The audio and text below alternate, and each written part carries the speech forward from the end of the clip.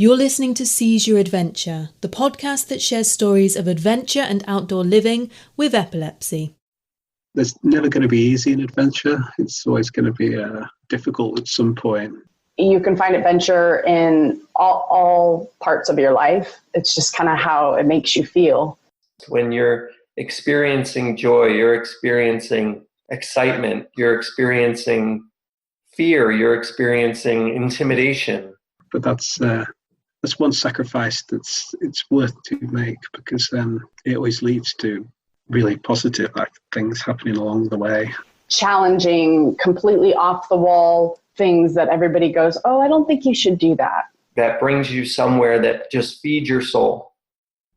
Hello adventurers, I'm Fran Tarauskis and I'm back again with another episode for you. So the observant among you will have noticed that this episode is not coming out on the 6th of May like I promised it would.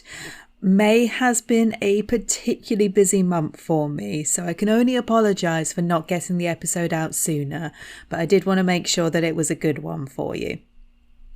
So just to catch up, last month we had National Epilepsy Awareness Week, and during that week I was lucky enough to turn 30 as well. So that was the start of my 30 at 30 challenge. 30 challenges that I'm going to do over the next year to try and raise awareness for epilepsy within the adventure community, and also start a conversation about how people with epilepsy can start doing some of these challenges a little bit more. I was also actually on another podcast during that week. So if you head over to Tough Girl Challenges run by Sarah Williams, you'll hear an interview that I had there. And it was a great conversation. Sarah asked some lovely questions and managed to get me talking about things that I don't think I've spoken about anywhere else, in fact. So do go and have a listen to that one. So you just heard at the start of this episode some of the ideas of adventure that have come from our epilepsy adventurers over the past couple of months. The people that you've listened to have had some amazing journeys, and they have told us what they feel adventure means to them. And I decided it was time to ask some people within the adventure community what they know about epilepsy. I've mentioned before that I am in fact an ambassador for a group called SayYesMore. So that's a social enterprise. It creates events and spaces and situations that just bring people together, often getting outside, and it nudges people to realise what they're really capable of. And the Yes Tribe is a community of people built up around this. I reached out to people on the Yes Tribe Facebook page and I asked if anyone was willing to come and talk to me about epilepsy. And I managed to convince 3 tribe members to put their thoughts out to you. We got chatting. It was very difficult to cut down some of what was said, but I am going to give you a taster of some of the conversations. So I'll just introduce you quickly to the 3 people I spoke to. So first off is a fellow SayYesMore ambassador, Jago Hartland. My overall job is working in outdoor pursuits, whether it's working for mountaineering and trekking companies, cycle tour teams, and at the local lakes where we teach water pursuits as well. The next person I spoke to was David Willis. I teach bushcraft and generally looking after ourselves, building shelters. So it's all about having fun in the woods. So it's kind of bushcraft, wilderness living skills, woodcraft. And lastly, this is Nikki Bass. I run a company called Resilience at Work, providing adventure workshops for individuals and for organisations. So I started off with a very broad question for them, and I just asked them, what do you know about epilepsy? So let's begin with Nikki's answer. Very little, I'm afraid. I've not really had very much contact with it, and I don't really, well, like I said, I don't really know anyone who has epilepsy. I don't necessarily know if I know anyone who has epilepsy, which I guess probably is as revealing as anything else. I just started volunteering for the WAVE project. That's a possibility that some of the young people that they have come along may well have epilepsy. And I guess that also stirred my interest because it was mentioned at one of the sort of the volunteer training or the sort of the briefing session that we had, just that they would flag it up if they did have any children that came along who had epilepsy, just so that we were aware, because they don't normally give you a background into people's, to why the kids are there. And it just suddenly struck me, and I thought, actually, that's really interesting, because I'm not sure I would know if anything happened, what to do in that situation, what would be the best way to react. David actually had a really interesting answer, because he grew up in a town called Chalfont St. Peter's. And Chalfont St. Peter's is actually where the Epilepsy Society is based. So the Epilepsy Society is now a charity, it's a residential home, and it's also a specialist hospital. Here's how David remembers it when he was younger. It was a village, principally for people with epilepsy. So you used to see them around the village from time to time, and sometimes where people would fall over, and they were obvious, because more often than not they were wearing a helmet or a hat or something, so they didn't.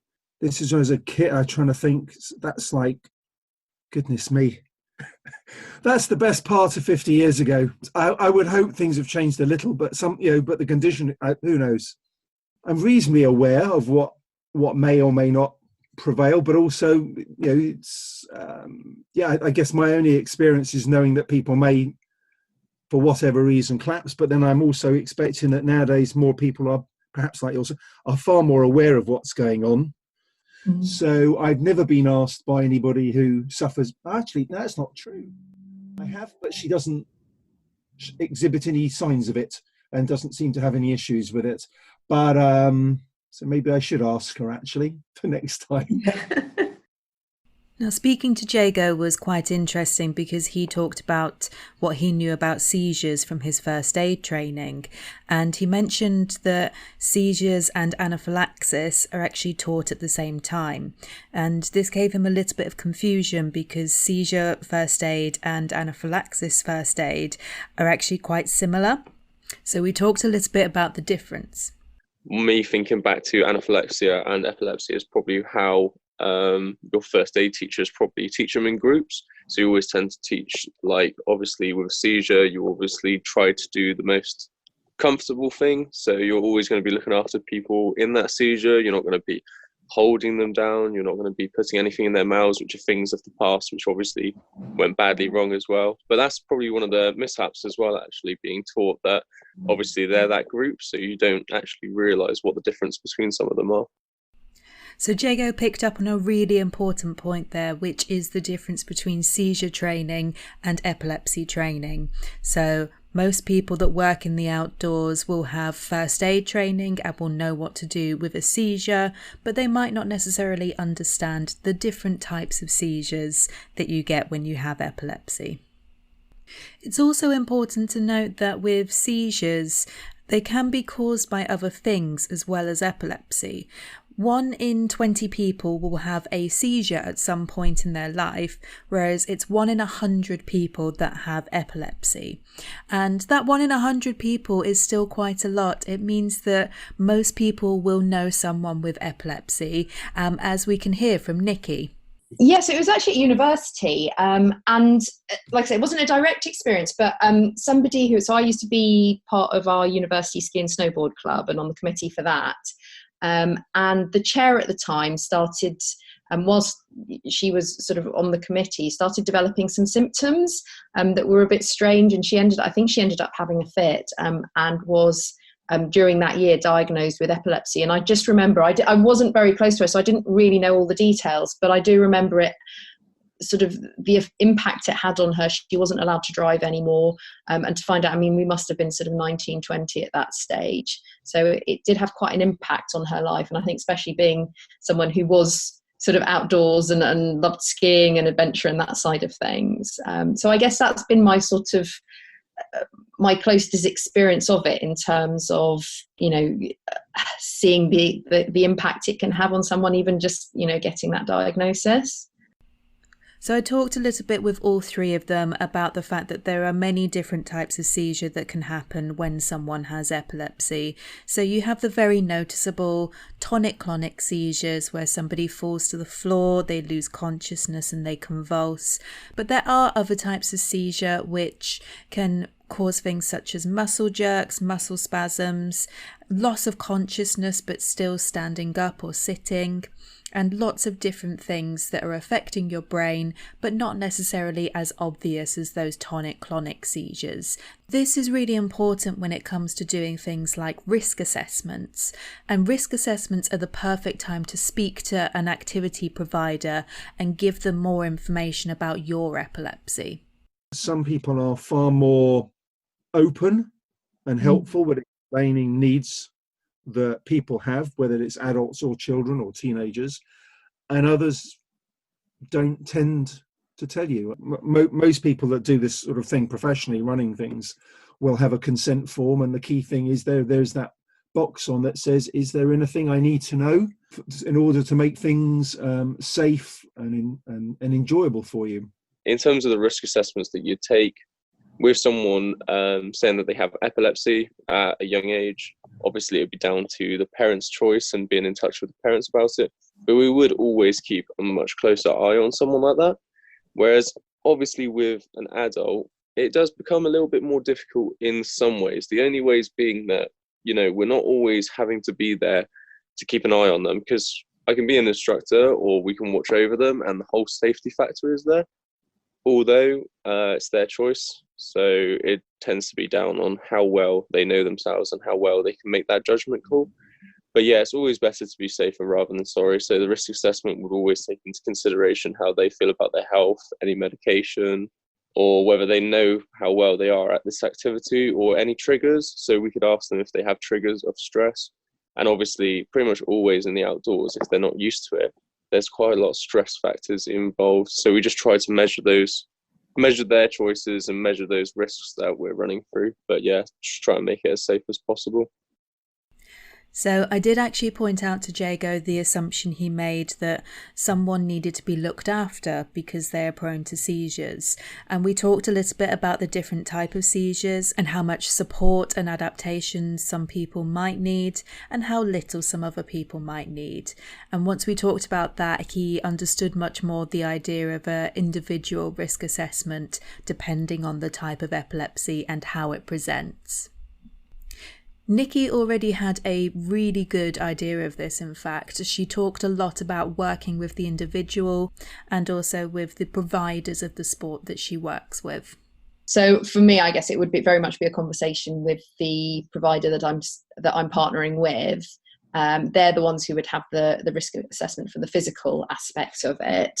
And I think it would really be a discussion around, what their procedures are in place. They have the lifeguards and the surf. So for surfing, they provide the surf instructors who would be trained. And yeah, I think I'm imagining that every situation is probably different. That actually, like you said, people can have a condition that actually for some of them is more present than for others. And I suppose it would just have to be, and because my groups are quite small, I think it's a very open conversation with the individual as well, about where they feel that their limits are and what their situation is, and just trying to take all of that into account. But I'm very conscious of not automatically sort of, I guess, saying that you have to be in there is a certain, I guess, level that you need to be to sort of meet to be able to take part in the activities, because I'm really conscious about this is making what I do as open and available to everybody who wants to take part. So having talked about how the risk assessments themselves would work, I did speak with all of them as to how they would look at adapting activities.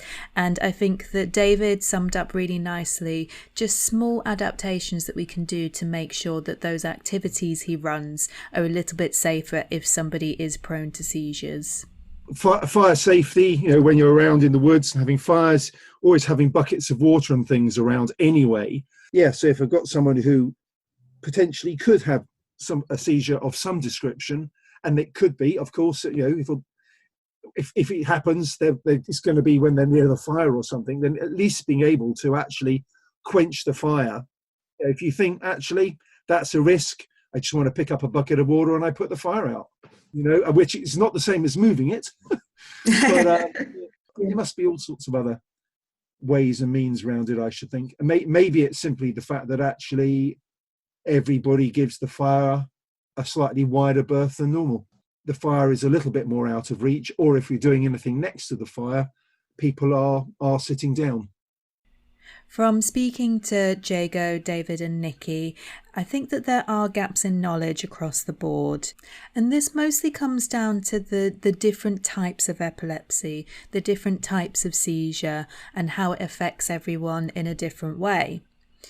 One thing that was really good to hear from all of them was that willingness to have the conversation, to speak to the individual about what they needed, and to be willing to adapt things and willing to make amendments to make sure that someone can actually get involved in their activity.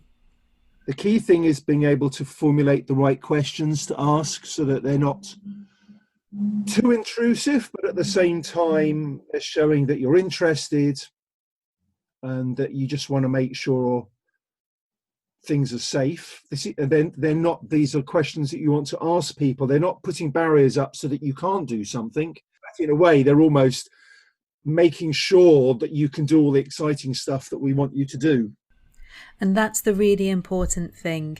It's making sure that you know your epilepsy and you know how it presents, and the person providing the activity knows their activity.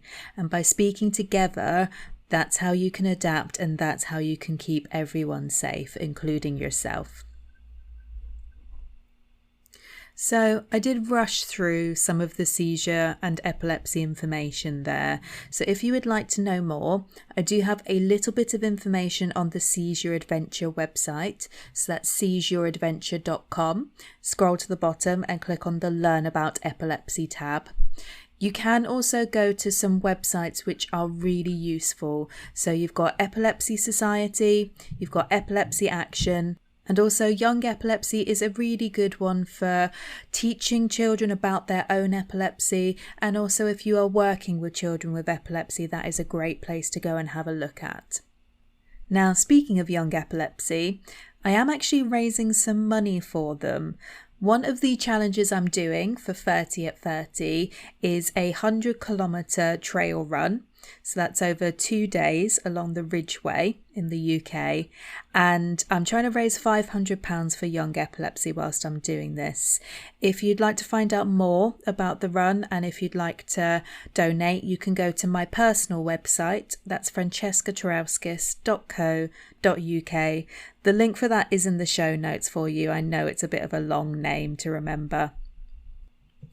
I'd just like to say a massive thank you to Jago, David and Nikki for agreeing to talk about something which they didn't know very much about. There is quite a lot of bravery in getting involved in a conversation on record about something that you don't know the answer to. And I think by doing that, it's really helpful to others out there who might have the same questions or might have the same gaps in their knowledge. So that's it for today's episode. A little bit different to usual, but I think it's something that's very useful going forward. If you did enjoy it, please do share it. Obviously, go ahead and listen to all the other episodes if you haven't already. We have some great stories, so creative non-fiction stories, and some fantastic interviews with some adventurers with epilepsy. Going forward for the rest of the month, I'm continuing in the theme of working with adventure providers. So I'm going to have 2 episodes coming up, both based around my 30 at 30 challenge. In next episode, you get to hear about my ice climbing adventure. So here is a little snippet for you. Okay, let's go. I swung the axe back. Really flip the wrist as you're doing it. And I tried to bring it forward again with that flick of the wrist. There you go, it bites much more. A bit like Indiana Jones with a whip. And then, just as I started to feel like I was getting the hang of things... Okay? Yeah, I think so. Hang on.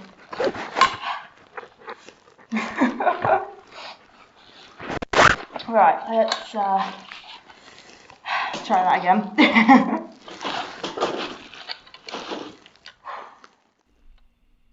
So that one's going to be out next week for you. I'm not going to make the mistake of giving you a precise day because I am still very busy with my training for the 100-kilometer run, but it will be out next week.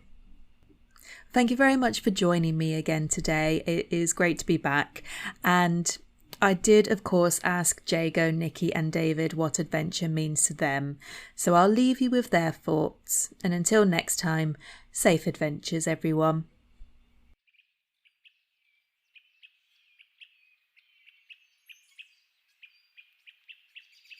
Adventure has always given me a sense of purpose. Adventure to me is absolutely about a mindset, not about an event. It's a leafy shelter. It's something that you've built to keep warm and cosy and keep the elements at bay. It's about how you approach any challenge or opportunity or any change in life. It's a fire where you've cooked your food, you've made a brew, the kettle simmers, there's the warmth on your body from the glow of the embers. We've taken on challenges in the great outdoors whilst engaging with other people. And sometimes it's just simply good to share it with others too.